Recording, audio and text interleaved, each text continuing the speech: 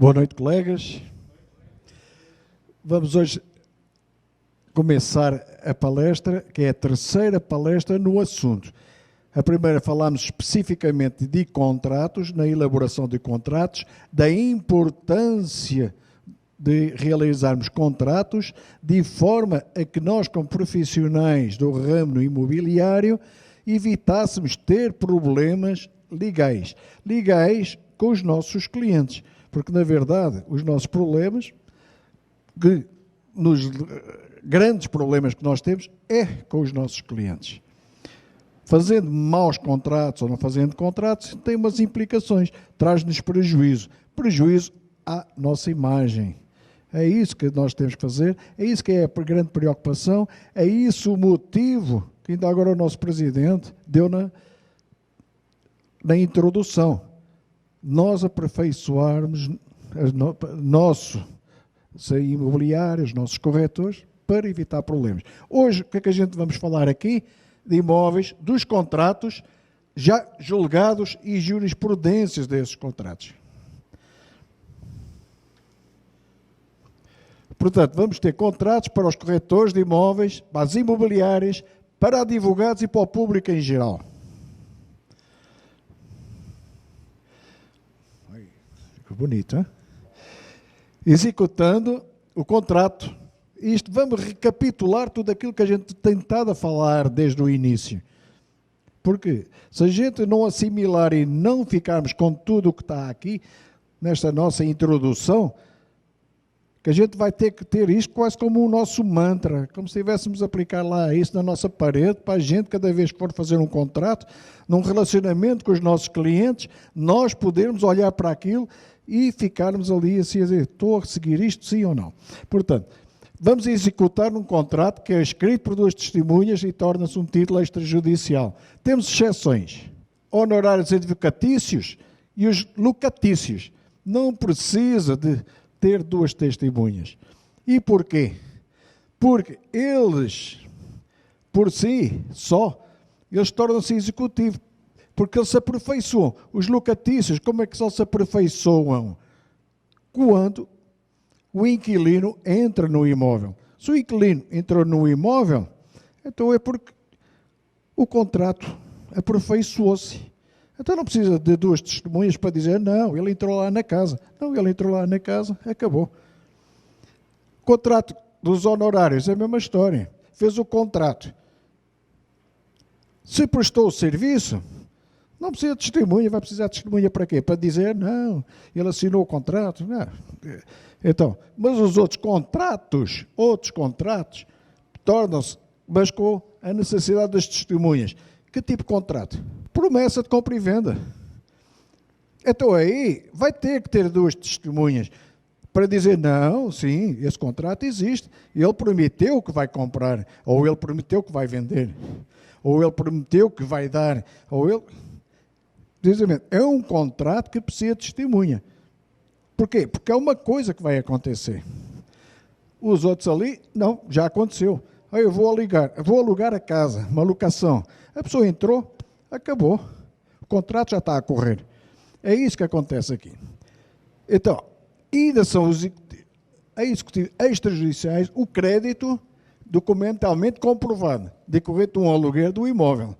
Encargos, tais como taxas, despesas de condomínio, água, luz, multa e tributo. Atenção, fica tudo de fora aquilo que precisa de prova, reparos, alterações, acontecimento, etc. Nós, nos nossos contratos de locação, nós temos lá uma cláusula que diz, faz uma vistoria e depois faz uma vistoria de saída. É isso que a gente faz nos contratos. Atenção. E depois o que é que diz lá também? O imóvel tem que ser entregue nas condições em que foi recebido. Aí está lá. Toda a gente assina. Inclusive, às vezes para evitar certos problemas, até põe lá duas testemunhas que é para evitar lá outra situação atrás. Mas está lá a dizer, o imóvel será entregue nas condições que foi recebido. Toda a gente assina. Contratos e as áreas de atuação desses contratos. Aqui, Também há muita gente que se esquece deste pormenor, que a administração, locação e avaliação na prestação de serviços. E está sujeito também ao CDC, Código de Defesa do Consumidor. A intermediação na venda e na compra já não está sujeito ao Código de Defesa do Consumidor. Aqui é que está o nosso, que a gente devia de pôr lá na nossa imobiliária, no nosso quartinho, quarto de banho, devia lá ter. Todo dia que a gente devia de ver. Este aqui, o Código Civil, estes artigos são os artigos que dizem respeito à corretagem. Contrato de corretagem, uma pessoa não ligada a outra pela virtude do mandato de prestação de serviço ou por qualquer outra relação de dependência, obriga-se a receber para segundo ou mais negócios, conforme as instruções recebidas. 2.7.2.13. O corretor é obrigado a executar a mediação com diligência, prudência e prestar ao cliente espontaneamente todas as informações sobre o andamento do negócio. Espontaneamente não é daqui a uma semana. Espontaneamente é naquele momento. Como é que está o nosso negócio? Espera lá que eu vou ter que ver. Vem cá para a semana. Não. Espontaneamente é na hora. Parágrafo único. Sob pena de responder por perdas e danos, o corretor prestará ao cliente os esclarecimentos acerca da segurança ou do risco do negócio, das alterações de valores e outros fatores que possam influir nos resultados da incumbência. Tem a ver com o que lá está, que falou atrás. Remuneração do corretor, se não ficar fixada em lei, nem ajustada entre as partes, portanto, ou uma coisa ou outra, será arbitrada segundo a natureza do negócio e os usos locais. Então, a importância de pôr no papel os valores pelo trabalho. A remuneração é devida ao corretor uma vez que tenha conseguido o resultado previsto no contrato de mediação, ou ainda que este não se efetive em virtude do arrependimento das partes. Se as partes se arrependerem, já não quer fazer negócio, tudo bem. Eu andei a trabalhar de graça? Não, vai ter que pagar mesmo. Está aqui, é na lei. Estamos a falar de uma coisa que a gente sempre falou lá atrás, mas parece que está sempre esquecido pelas pessoas. E a gente vai ver depois quando chegarmos aos julgados. Iniciado e concluído o negócio diretamente entre as partes, nenhuma remuneração será devida ao corretor. Se as pessoas já estão a negociar, chega lá um corretor e mete-se no meio, não tem nada para receber. Mas se, por escrito, for ajustada a corretagem com exclusividade, terá o corretor direito à remuneração integral, ainda que realizado o negócio sem a sua mediação, salvo se comprovada a sua inércia ou ociosidade. É o caso de, tem a exclusividade, o contrato de exclusividade e fique sentado, à espera que o cliente arranje lá um comprador. E depois diz, não, mas eu tenho exclusividade. Não é exclusividade nenhuma. Ficou quieto, inércia ou ociosidade. Se, por não haver prazo determinado, o dono do negócio dispensar o corretor e o negócio se realizar posteriormente, como fruto da sua mediação, a corretagem lhe será devida. Igual solução se adotará se o negócio se realizar após a decorrência do prazo contratual, mas por efeito dos trabalhos de corretor. Não tem prazo, mas a pessoa trabalhou, vai sim, vai receber. Se o negócio concluir com a intermediação de mais de um, a remuneração será paga em partes iguais, salvo ajuste em contrário. É o que acontece. É o corretor, depois arranja mais 2 ou 3 corretores para trabalhar, ele recebe uma parte e divide o resto pelos outros. Os preceitos sobre a corretagem constantes neste Código não exclui a aplicação de outras normas de legislação especial. Legislação especial é aquele caso que a gente falou ali atrás, Código de Defesa do Consumidor. É uma lei especial. Estes artigos todos são aqueles artigos que a gente vai ter que ter presente todo dia, cada vez que a gente está a lidar com o cliente, para o bem e para o mal. Vamos então agora começar a analisar os julgados. Aqui no primeiro julgamento, que nós vamos aqui analisar, há um laudo de vistoria unilateral, um laudo de vistoria que não é admitido para a cobrança. A vistoria só é válida se for realizada com a presença das partes. É isso que a gente vai aqui analisar neste julgado. A parte proprietária do imóvel entra na justiça a dizer que o imóvel precisou de reparos por efeito da locação. Só que o locatário não fez parte desse laudo final de vistoria. E é isso que foi julgado. A ação foi dada como improcedente e ainda foi condenada a pagar os honorários de sucumbência. É recente. É do dia 12 de março do ano 18. É um procedimento comum, é uma cobrança de aluguéis sem despejo por uma aparecida em face.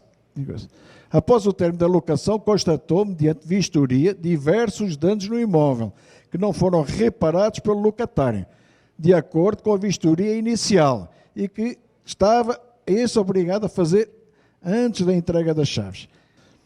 E pleiteia o ressarcimento dos serviços efetuados no imóvel no valor de 2.140, com uma condenação nos encargos da sucumbência. Ora, quem estava lá, seja fiador, seja os inquilinos, foram citados e apresentaram uma resposta, alegando em resumo que só podem ser cobrados pelo prazo determinado do contrato, que ficaram desobrigados porque ele prorrogou automaticamente, que o laudo da vistoria inicial foi expedido por uma outra imobiliária, que esta foi extinta, que não participaram da vistoria final. O juiz fundamenta e decide que o processo comporta um julgamento nos termos do inciso papá. A autora é legítima propriedade da proprietária, que é irrelevante em circunstância do contrato se ter prorrogado, e mais cuida que fiança específica precisada do contrato não é de outra natureza, papá. E vai por aí abaixo. Salvo disposição em contrato, qualquer das garantias da locação se estende até a efetiva devolução do imóvel, até a entrega das chaves. Isso toda a gente sabe e isso não está, portanto, a ser discutido. O que está a ser discutido é a vistoria. É como a fiança prestada, efetiva, entrega do entrega e vai. Registra ainda que a prorrogação da locação do artigo e vai por aí fora. Alega a autora que o imóvel foi devolvido com vários danos constatados por vistoria final efetuada no local. Entretanto, analisando as provas carregadas nos autos, verifica-se que o laudo da vistoria feito no imóvel foi realizado unilateralmente. Foi só por uma pessoa, por uma parte, não havendo a comprovação de que os requeridos tenham participado de tal diligência ou tenham, ao menos, sido notificados para acompanhá-la. Porque é uma outra situação. Chama a pessoa para fazer a vistoria. Se a pessoa não vai, é porque não tem interesse e então não vai querer se defender. Tem que haver uma prova. Está aqui. Não havendo comprovação de que eles participaram da diligência, portanto, é obrigado a devolver o imóvel no estado em que recebeu, salvo deteriorações decorrentes do seu uso normal. Alegar que o locatária foi responsável pelos danos encontrados no imóvel, devia ser a autora comprovar tais arguições. Os documentos não se prestam para tal fim. Se a autora pretendia receber pelos danos causados pelo locatário, abstraindo-se do uso normal da coisa, devia-se ter acautelado quando do recebimento do imóvel e providenciando a regular vistoria judicial para constatar com segurança o que era realmente da responsabilidade do locatário. Temos aqui várias jurisprudências. Locação, dano imóvel, indenização, prova pericial. Tem necessidade de prova pericial. Não é só dizer, vai ter que provar. A constatação deve ser aferida sob o crivo do contraditório. Do contrário, ter-se por ineficazes documentos formalizados para tal fim, unilateralmente. E continua. A ação de cobrança, na locação, reparação de danos, por aferição dos danos ocasionados ao imóvel, deveria ser feita através de vistoria, cujo laudo não foi trazido aos autos. Vistoria final elaborada de forma unilateral. Inadmissibilidade multa contratual indevida, recurso parcialmente provido. Portanto, em matéria de reparação de danos causados pelo imóvel locado, tem-se como essencial a vistoria à época do início da locação, da respectiva desocupação, sem que se torne praticamente impossível a apuração dos danos decorrentes do mau uso por parte do locatário. A lei do inquilinato prevê que o locatário não será responsável pelas deteriorações decorrentes do uso normal do bem, inexistindo qualquer indicação na inicial de quais seriam essas deteriorações da responsabilidade exclusiva do locatário, ou seja, pelo uso anormal do imóvel. É aquela situação, recebeu a casa pintada, tem que entregar com a casa pintada. Será que ao fim de 6 meses, de 1 ano, a casa tem que ter uma pintura nova? Fica complicado, hein? Ademais, é importante ressaltar que o contrato de locação firmado entre as partes teve duração de mais de 3 anos, sendo certo que qualquer imóvel sofre deteriorações durante esse lapso temporal.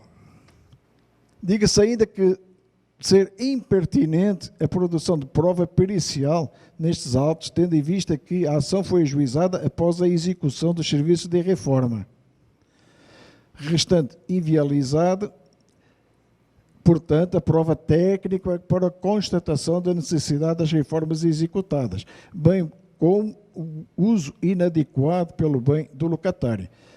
Além disso, nada nos autos indica que o locador tenha providenciado notificação do locatário e dos fiadores para comparecer à vistoria final do imóvel. Ante o exposto, julga improcedente o pedido e extinto o processo com fundamento. Arcará a requerente as custas processuais e honorários advocatícios que fixou em R$800. Enfim, foi na justiça para querer receber e acabou foi por pagar. E tudo por quê? Porque o procedimento não foi de acordo com aquilo que os tribunais entendem. Nós fazemos o contrato está escrito, a gente sabe que o contrato é uma lei entre as partes, mas, sem fazer a prova pericial neste caso, porque a outra pessoa não foi lá, no imóvel. Você diz, vem lá para fazer a vistoria, o outro diz, não quer saber mais nada disso, toma lá as chaves, tchau. Entregou as chaves, vira as costas, vai embora. A casa ficou toda detonada. Vou mandar reparar a casa. Pega na conta e vai cobrar a conta. E o juiz vai dizer que não é assim que se faz. Você vai ter que fazer uma peritagem e, fazendo essa peritagem, vai saber qual é o valor, quais foram os estragos. Depois disso, pode fazer as obras, depois pode cobrar. Mas tem que fazer uma peritagem. Unilateralmente, eu acho que há uns anos que dava para fazer isso, agora já não dá. Acabou. A imobiliária entrou em juízo para rescindir o contrato de administração. Alegou prejuízos e acabou por ver julgada a sua ação improcedente e condenada a pagar honorários de sucumbência. Então, a imobiliária foi para o tribunal para rescindir o contrato. Ora, para rescindir o contrato de administração. Então, era um contrato que tinha com o seu cliente, da administração do imóvel. Foi para rescindir, para dizer que estava com prejuízos. Então, vamos ver o que é que aconteceu neste julgamento. Então, a empresa de administração, representada pelo sócio, entrou em juízo contra uma Ivone, dizer que tinha um contrato de locação de imóveis que eles estavam a administrar, um aluguer inicial de R$3.710 e que ficaram com prejuízo porque a proprietária foi-se entender diretamente com o inquilino. É isso que ela está ali a dizer. Ora, a cliente foi citada e contestou. O que é que ela vai dizer? Que o primeiro aluguer que devia ser encaminhado para ela não lhe foi entregue. Ela já está a dizer que a imobiliária ficou com o aluguer. E que ao entrar em contato com o representante da empresa, da administradora, este não se limitou a não responder, também deixou de atender as ligações. Desconfiada com a atitude da imobiliária, a requerida, a proprietária neste caso, entrou em contato com o inquilino para saber se havia atraso no pagamento do aluguer, obtendo a resposta de que foi pago na data correta. A proprietária compareceu pessoalmente diversas vezes na sede da imobiliária, mas estava sempre fechada. A imobiliária possui diversas reclamações em razão do não repasse de aluguéis. Com receio de não receber mais aluguéis, a proprietária enviou uma notificação extrajudicial à autora, portanto à imobiliária, com o intuito da rescisão de contrato, que nunca foi entregue por motivo da ausência do recebimento. Os fatos ocorreram por culpa da exclusiva da autora, que é a imobiliária. Fato que não enseja responsabilidade à RE, que é a proprietária, ao pagamento de indenização por danos materiais. E juntou documentos. Houve uma réplica e houve uma audiência de conciliação. Restou infrutífera. Então, a gente já entendeu o que é que se passou aí. A imobiliária recebeu e não repassou.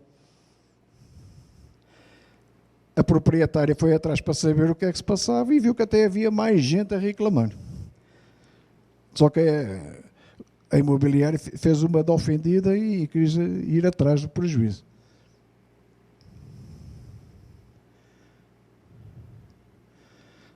Aqui temos aquilo que a gente sabe.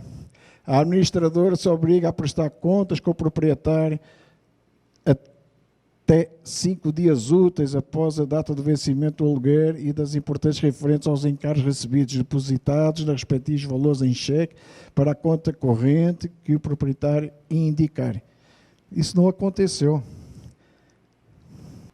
Comprovação de que a RE foi informada do não repasse dos aluguéis era responsabilidade da autora, posto que é fato constitutivo do seu direito. Mas, ao contrário do que ocorreu, foi a RE, portanto, a proprietária, que comprovou a notificação à autora, à imobiliária, neste caso, indagando sobre os referidos aluguéis, informando sobre a rescisão contratual, de modo que a requerente, que é doce inerte. Portanto, a imobiliária ficou quietinha. Pelo exposto, julga improcedente os pedidos na inicial. Por consequência, condenou a requerente, a imobiliária, a arcar com os honorários de incumbência devidos ao procurador requerida.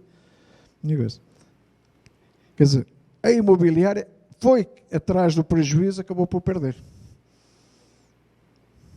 É isso que aconteceu aqui.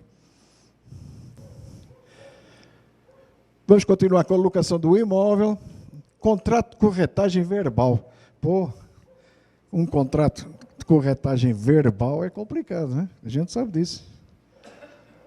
Mas o corretor ganhou na justiça a devida corretagem de 1 mês de locação. Cobrança de comissões imobiliárias proposta por uma empresa, em face de outra empresa, e relata ao autor que representada pelo corretor, firmou um contrato verbal com os réus para a locação de um imóvel destes, localizado na Avenida Regente Feijó, isto lá em São Paulo. A comissão de corretagem, R$652 mil. Uma comissãozinha, né? Então, vê. O Igreja Superior Tribunal de Justiça entende que não consubstancia o cerceamento da defesa o indeferimento de produção de determinadas provas. Na hipótese do magistrado destinatário desta, a considerar dissipenda para a deslinda da controvérsia, sendo que, ademais, o entendimento exposado pelo Tribunal de origem baseou-se na análise do conjunto probatório criado nos autos. Isto estamos a falar de uma jurisprudência do Tribunal Superior. A preliminar de legitimidade ativa do réu deve ser acolhida, uma vez que o sócio não figurou no contrato. Portanto, muitas vezes o que aparece nome de muita gente não tem nada a ver com o assunto. No mérito, o pedido é procedente.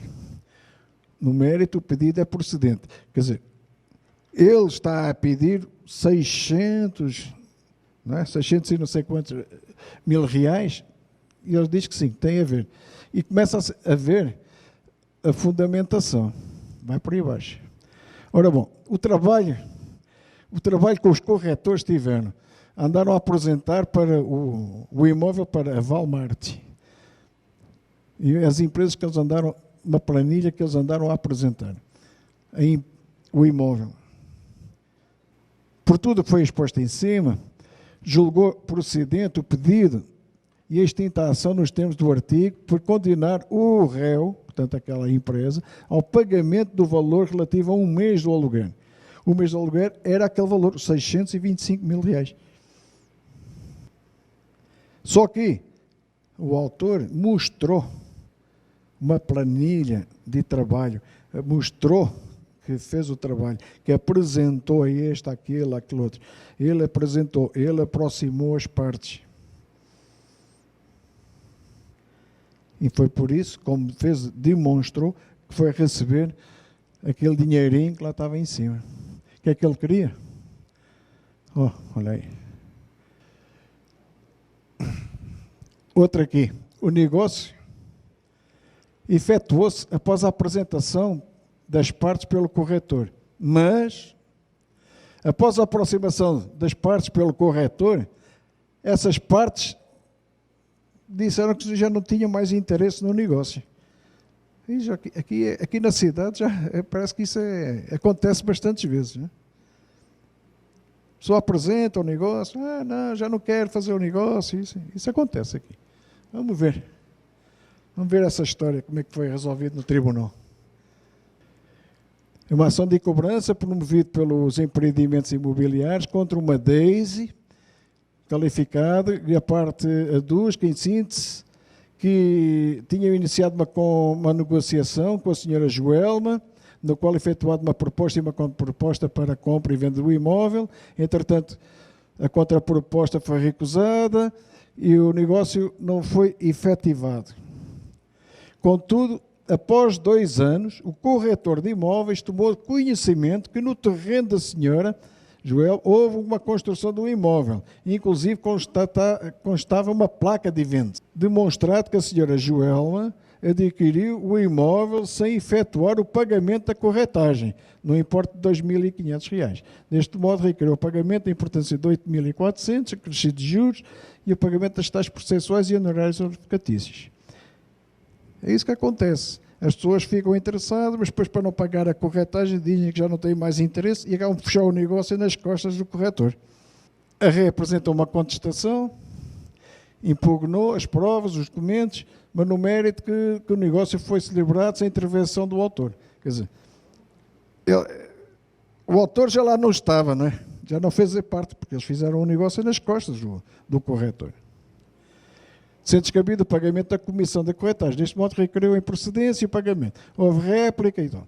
O efeito foi saneado e as alegações foram apresentadas. O autor realizou a aproximação da requerida com a compradora do imóvel no ano 2012, sendo a compra concretizada em 2013, sem interferência do corretor, mas em função da atividade anteriormente exercida.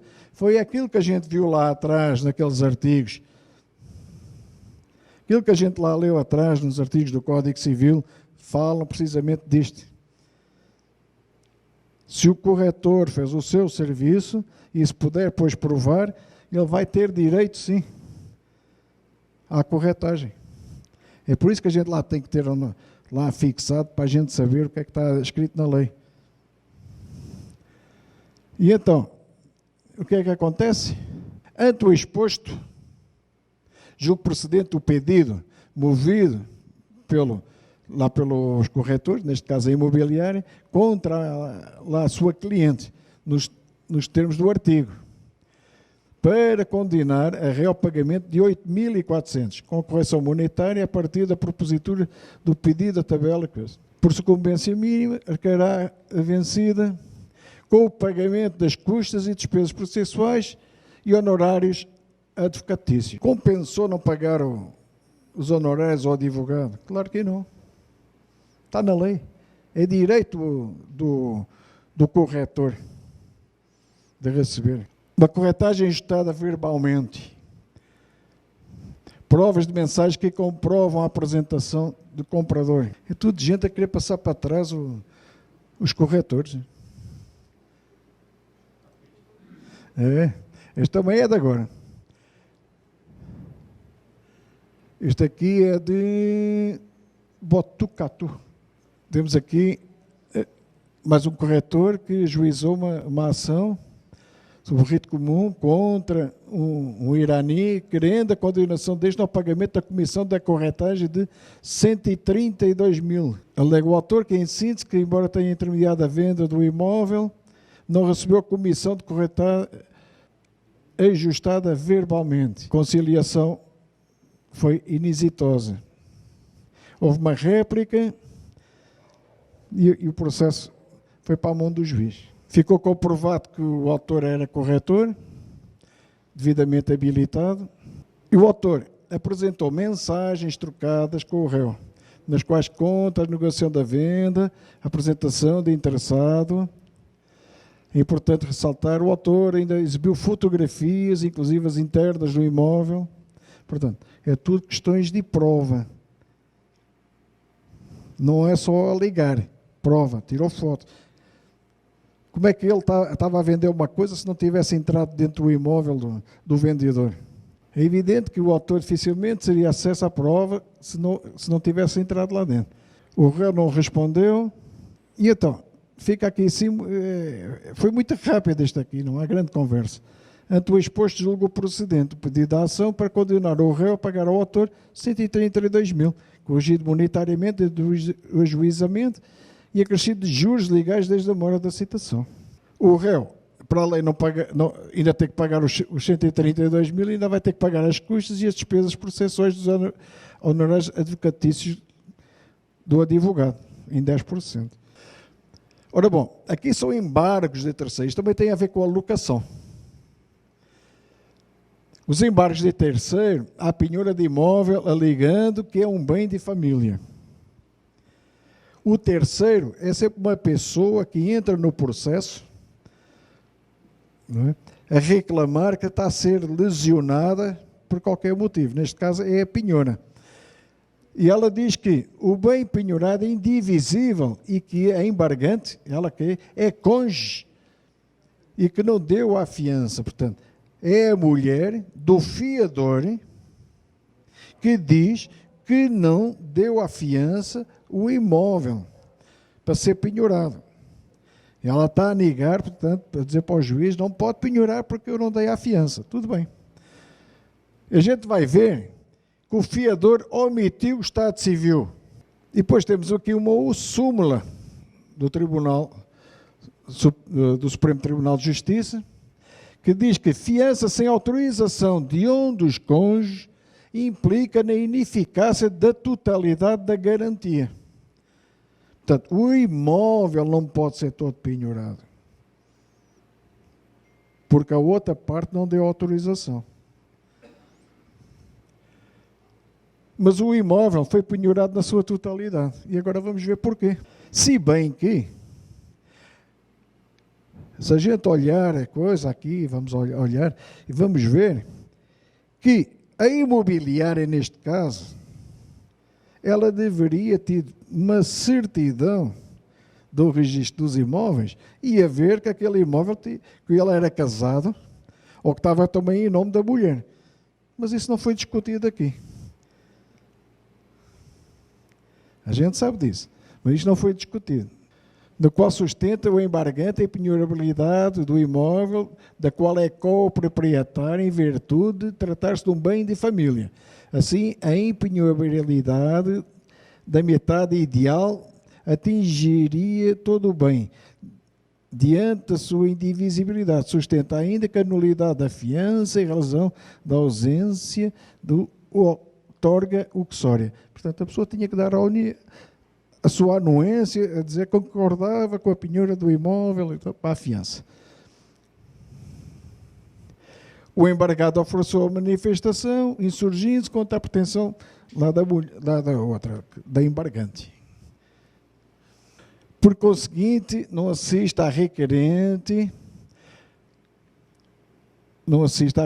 ao sustentar a extensão da impenhorabilidade da metade ideal do bem em virtude de eventual qualidade de bem de família à sua integralidade. Quando há ligação da nulidade do contrato de fiança em razão da ausência de outorga uxória, razão não assiste ao embargante. Embargante é a pessoa que entrou lá com ela. Em que pesa o teor da súmula 332 do Supremo Tribunal de Justiça, no sentido que a fiança prestada sem autorização de um dos cônjuges implica na ineficácia total da garantia. É certo que tal entendimento não se aplica quanto à omissão pelo fiador de seu estado de casado. É o que se verifica no caso em tela, porquanto no contrato de locação, que lastreia os autos principais, verifica-se que o executado, Gerson, fiador e cônjuge da terceira, omitiu o seu estado civil. Ora, se omitiu o estado civil, induziu em erro, né, o locador. Porque ele aí deveria ter exigido que fosse a esposa, também fosse lá assinar a fiança. O fundamento está por aí.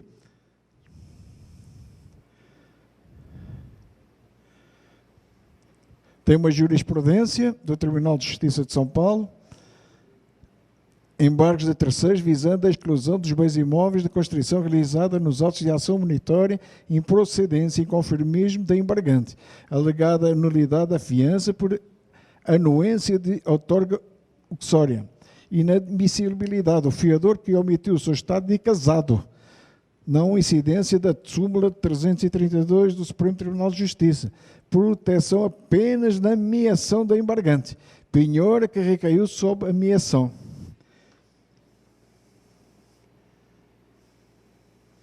Sob a meação do cônjuge executado. Sentença mantida, honorários. O que quer dizer que metade do imóvel é do fiador, metade do cônjuge que não assinou, não deu a sua assinatura na fiança. Metade do imóvel é penhorado, metade vai para leilão. É isso que acontece. Ante o exposto, é cabível a penhora sobre a totalidade do imóvel. Mas como assim? Porque ele omitiu, ele não disse que era casado. Se bem que lá está. Deveria ter havido uma certidão para ver que o imóvel era de duas pessoas. Né?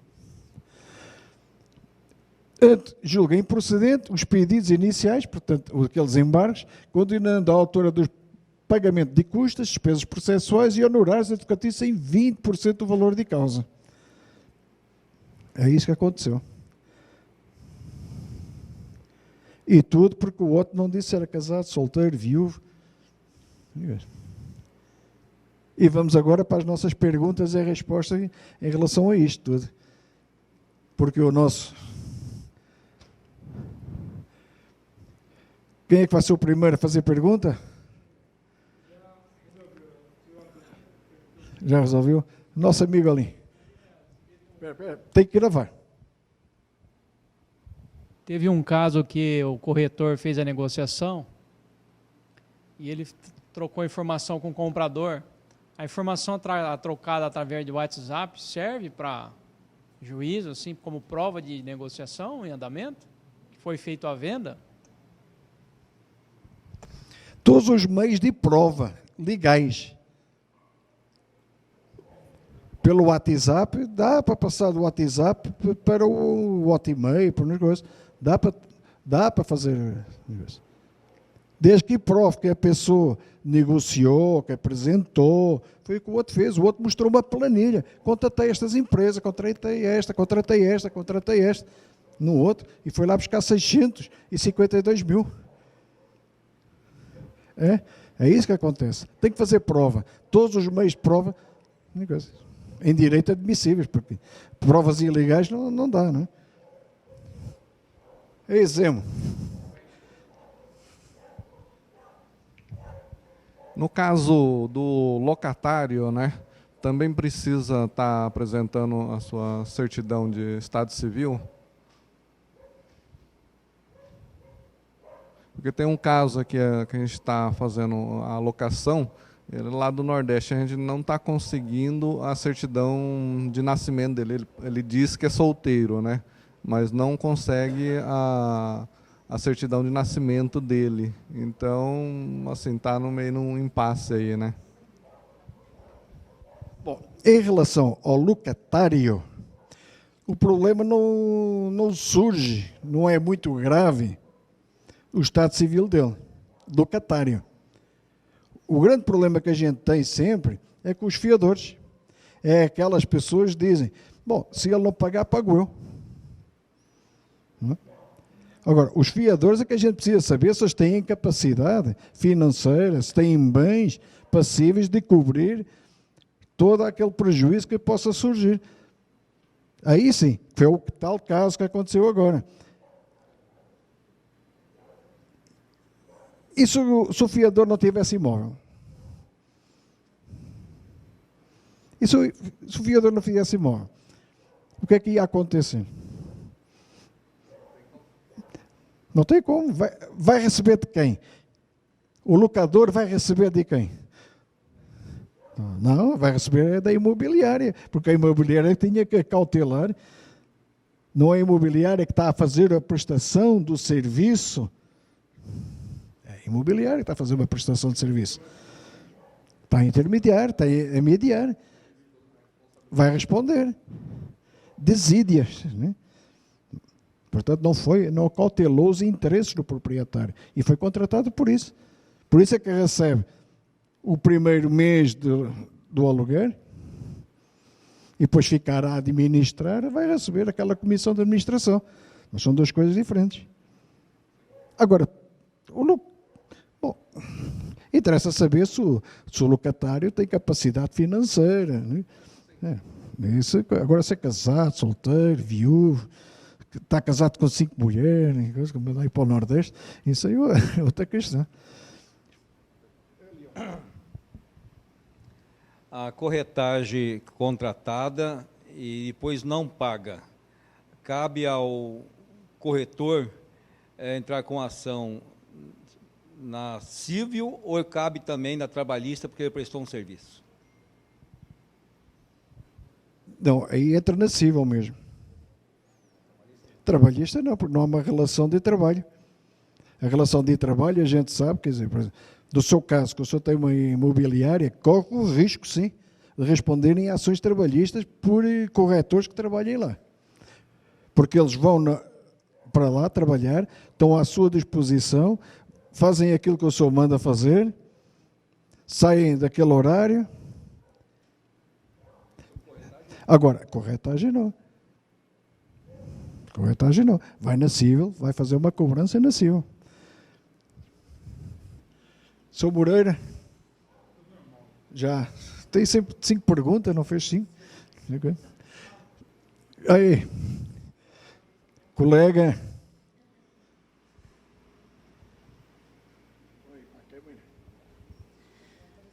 No caso da fiança, se o fiador for casado no regime de comunhão universal de bens ou comunhão parcial, se o cônjuge não assinar, não anuir a fiança, ela perde a eficácia na integralidade ou não?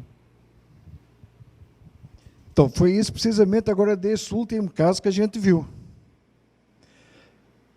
A cônjuge diz que não assinou, não cedeu, não concedeu, não anuiu àquela fiança.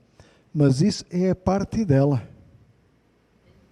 É a parte dela. Então a penhora só recai pela metade de quem deu a fiança.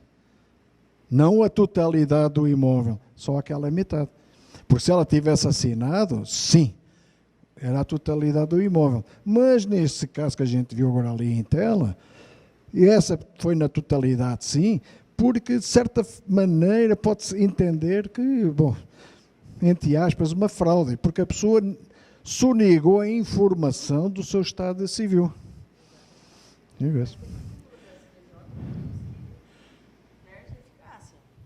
Tem súmula no STJ que diz que se o cônjuge não anuir, perde a eficácia da garantia.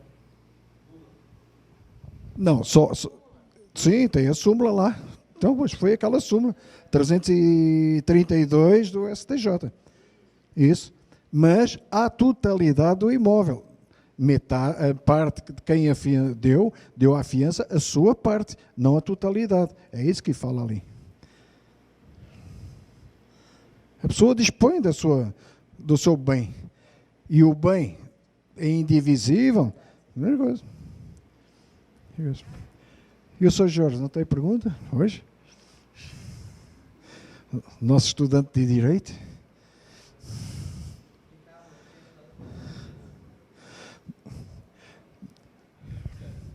Oh.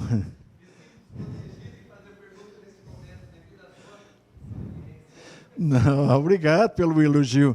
Bom, gente, mais alguma dúvida?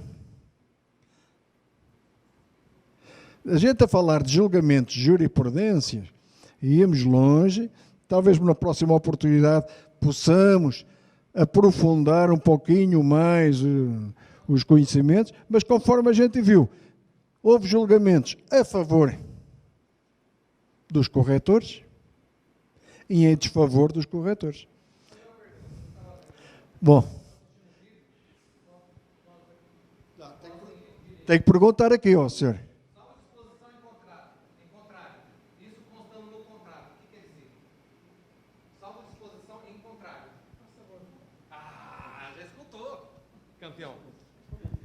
Salvo disposição em contrário. O que quer dizer dentro do contrato? Em que cabe?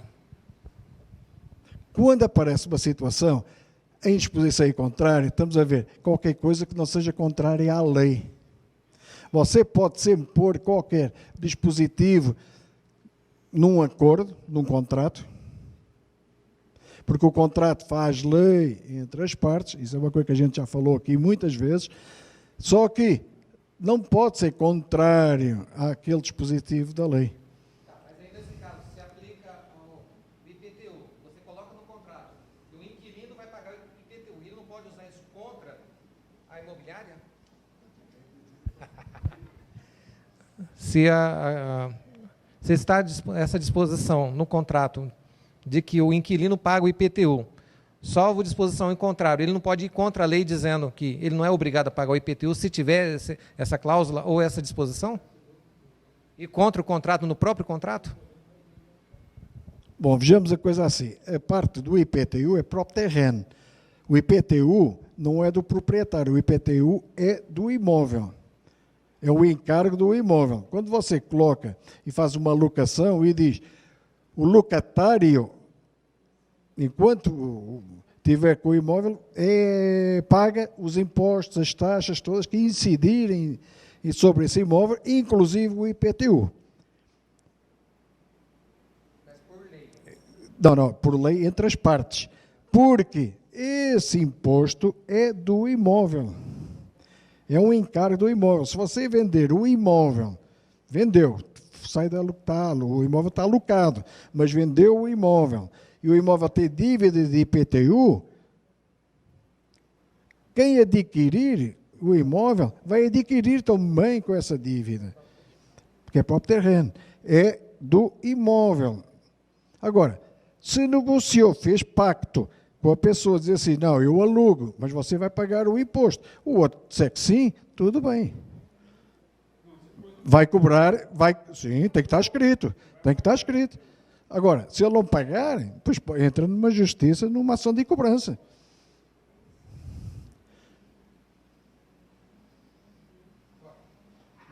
falar? Tudo bem? Bom, obrigado. Muito boa noite. E coisa.